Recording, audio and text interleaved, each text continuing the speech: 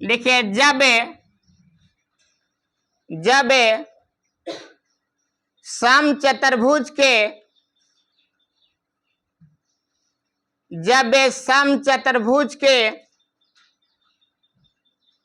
विकर्ण की लंबाई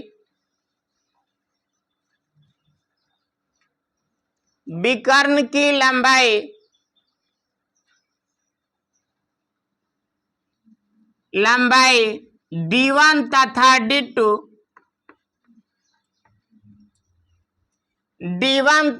D2 छोटका डी लिखना सर। D1 तथा D2 हो D1 तथा D2 हो तो समचतुर्भुज का क्षेत्रफल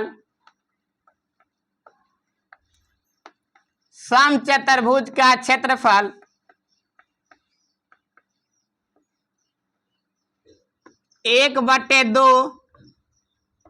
इंटू दोनों विकर्णों का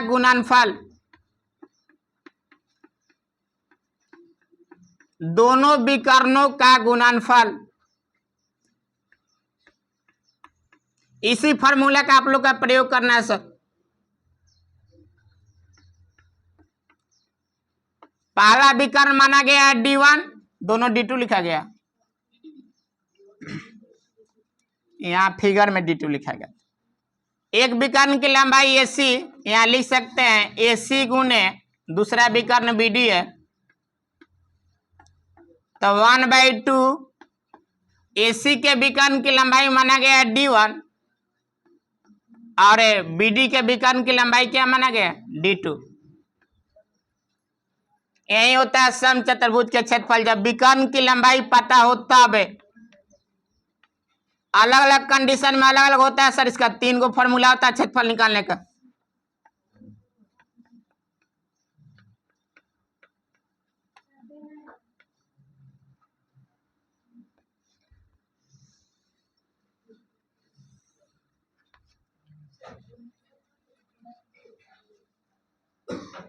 गुणनफल लिखा हुआ है। हो गया। चलिए अब सवाल पर आइए। क्लियर हो गया ना यहाँ तक? क्या करना बोलिए, क्या बोलिए ना, क्या दिक्कत है?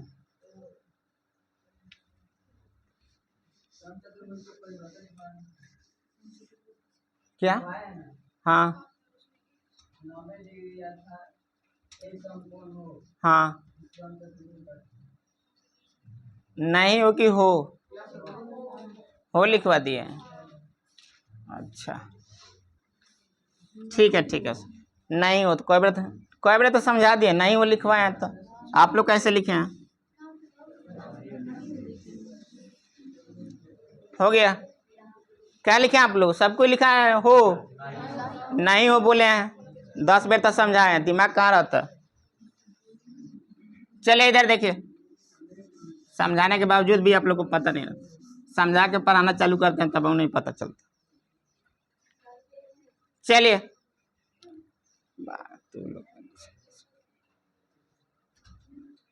डालो, किसको चाहिए? दे दीजिए। सुनिएगा, थोड़ा ध्यान से सुनिएगा। पहले हल्ला मत करे तो शांत रहे तो सब। पहले बात बताएं कि समचतुर्भुज होता क्या है। थोड़ा ध्यान से सुनिएगा, रुक जाइए लो सबको। समचतुर्भुज में बताया कि जिसकी सभी भुजा आपस में क्या होना चाहिए? बराबर होना चाहिए। पहला बात तो आप लोग को पता है कि चतुर्भुज बोला किसको जाता है? तो 4 भुजाओं से घिरे हुए बंद आकृति को चतुर्भुज कहते हैं। चतुर्भुज में अलग अलग चतुर्भुज होता है, वर्ग होता है, आयत होता है, समानांतर चतुर्भुज होता है, समचतुर्भुज होता है। लेकिन आपको यहाँ पढ़ना क्या है?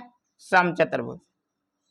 तो समचतुर्भुज की परिभाषा याद रखिएगा, जिसकी सभी भुजा आपस में बराबर होना चाहिए और आमने सामने की भुजा समानांतर होना चाहिए। मतलब AB के समानांतर CD होना चाहिए और BC के समानांतर AD होना चाहिए। और इसका बाद बताए कि इसका कोई भी कोण जो होता है 90 डिग्री का नहीं होता है, तब इसे समचतुर्भुज कहते हैं। ये चीज क्लियर हुआ? जिसकी सभी भुजा की लंबाई आपस में बराबर हो, आमने सामने की भुजा समानांतर हो, तथा इसका कोई भी कोण 90 डिग्री का नहीं हो, चाहे अर्थात एक समकोण नहीं हो, उसे क्या कहेंगे? समचतुर्भुज। दूसरा बात बताएं कि समचतुर्भुज के विकर्ण की लंबाई जो होता है आपस में बराबर नहीं होता है। तो अगर AC की लंबाई अगर सर D1 मानते हैं और BD की लंबाई अगर D2 मानते हैं, तो दोनों को विकर्ण की लंबाई आपस में बराबर नहीं होता है। तो जो विकर्ण की लंबाई आएगा और D1 और D2 का आपस में बराबर नहीं आएगा। और तीसरा बात सर बताए थे कि समचतुर्भुज के जो दोनों विकर्ण होता है एक दूसरे को समद्विभाजित करता है, मतलब बराबर भागों में बांटेगा, लेकिन सर समकोण पर, मतलब अगर इसको O मानते हैं तो BO की जितना लंबाई होगा उतना ही लंबाई OD का होगा, जितना लंबाई AO का होगा उतना ही लंबाई OC का होगा।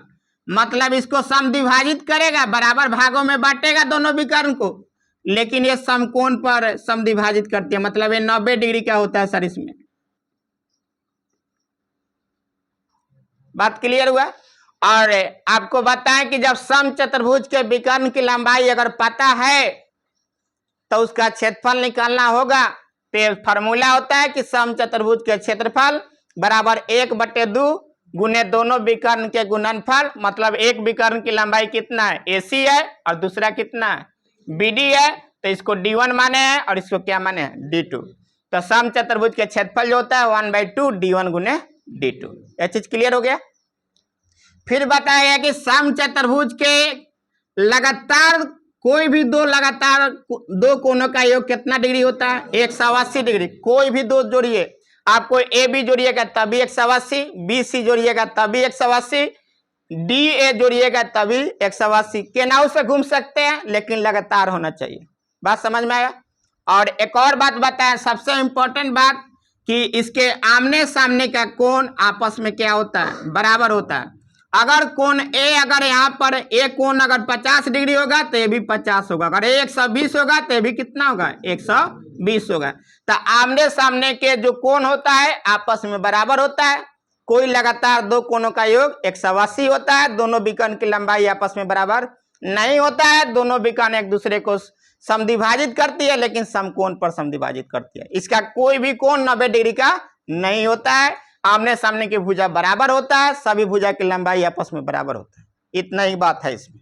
क्लियर हो गया? और भी बहुत सारी बात है लेकिन आप लोग को उतना पढ़ना नहीं है। आता है क्वेश्चन, आगे पढ़िए कि समचतुर्भुज के विकर्ण के लथी भुजा के मध्य बिंदु को मिला दिया जाए तो क्या मिलेगा? वर्ग मिलता है। वो सब पढ़ना बहुत चीज है, 8वीं क्लास में तो है सब। चलिए आगे सवाल पर आइए। Question number 10 उतारिए।